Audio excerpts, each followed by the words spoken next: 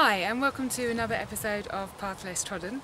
I'm Alison and you're here with me in lovely sunny Kent this morning. I'm staying here for the week and I thought I'd get out and about and show you a bit of green and also get a bit of sun on my face this morning. So today I want to talk to you about this book, Born to Run, by Christopher McDougall, that I've been reading recently. The first thing I should preface this with is to tell you that the book is about running and I'm not a runner. I've tried to run in the past and I didn't do very well at all. I've got a bit of a knee problem and I always found it really quite difficult. So yeah, I'm very definitely not a runner, but my boyfriend is, and he started reading this book and was so enthused about it and the ideas in it, and said to me, Alison, you have to read this book, it is just amazing. So I did, and I agree with him, it's been an awesome read. I've nearly finished, and it's actually enthused me into maybe giving running a go again, using the ideas that are in here. So maybe over the next 6 months I might have another go at running.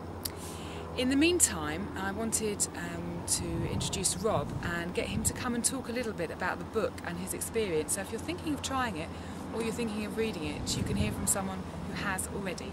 So Rob, do you want to come round? Hi. Hi.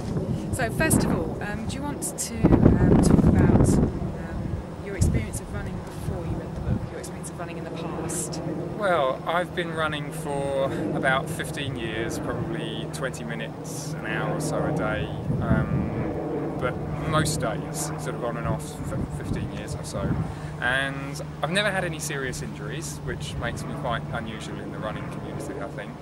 But I have had this thing where I can tell that my right knee collapses inwards, and I've had supported running shoes in the past to try and get it back straight, straight line running forwards. And I know that if I ran more than a certain distance, sort of faster than a certain speed, if I kept on doing that day after day, I would eventually injure myself. I can feel like the tendons around my knees start to get more and more tender. It's just, if I stop for a few days, it's fine, but it's frustrating because I want to run all the time. I really like it. I can go for a sort of 2.5 hour run and just jog slowly and really enjoy it. It's like what going for a country walk is for some people. It's really, really nice. Okay, so explain to people watching what's the deal with the book and how has it changed your experience of running recently? Well, Born to Run is about a tribe called the Tarahumara I hope I pronounced that right, in Mexico. And basically they seem to be a kind of a race of super runners, and it's about pitting them against the ultramarathon runners of our modern Western world. And the weird thing about them is that they run with these flimsy little rubber sandals on with little leather straps. And I mean, have you ever bought running shoes? They look like Starship Enterprise, kind of, they're really, really high-tech, modern things. And so yeah, basically this book is about a sort of contrast between those two worlds and how perhaps in our modern Western society we've kind of lost something in our running. That, people when they run, normally they get up first thing in the morning and trudge, and running is not like that in this book. It's a joyful thing when you express joy and you just enjoy the outdoors and connect with the ground through flimsy little sandals rather than expensive running shoes. So speaking of flimsy little sandals, Rob has some shoes that he's bought recently. I'll just go over to the camera so we can have a look at them. Put my trouser legs up.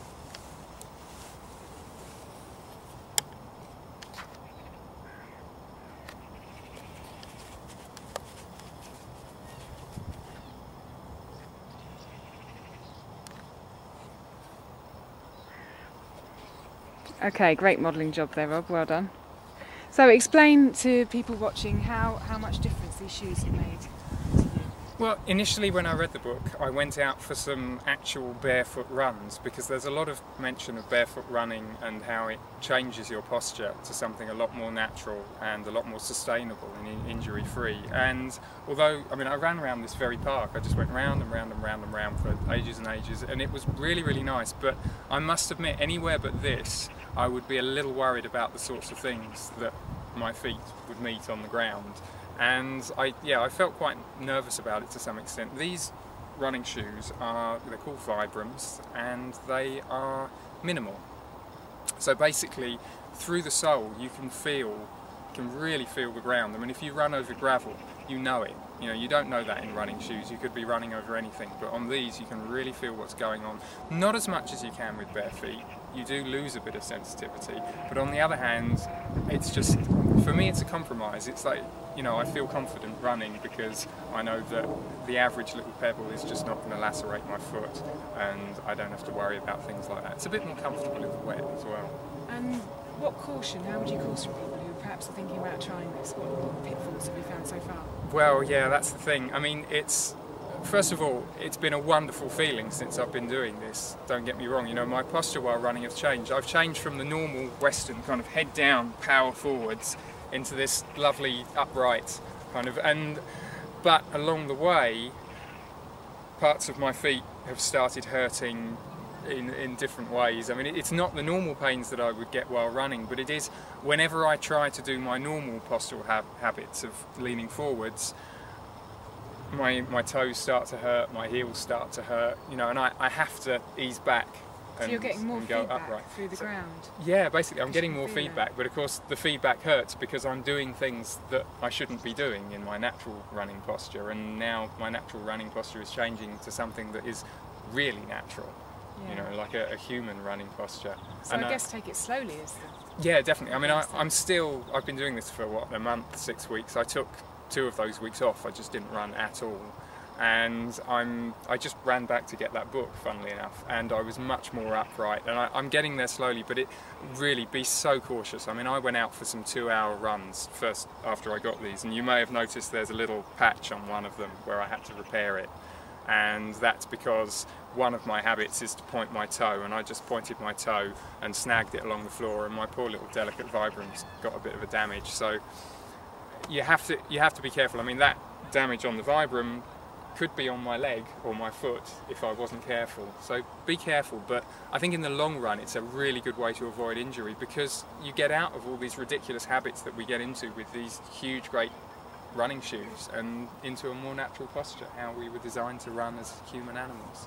Great. And what impact has it had on the rest of your life, and the ideas of the book? How have they impacted the rest of your life? Well, first of all, I mean, philosophically, it's really interesting, and there's a whole lot of interesting stuff on hunting and its part in our evolutionary past. And as a vegetarian or vegan, something close to, that has really influenced me a lot and made me sit back and think.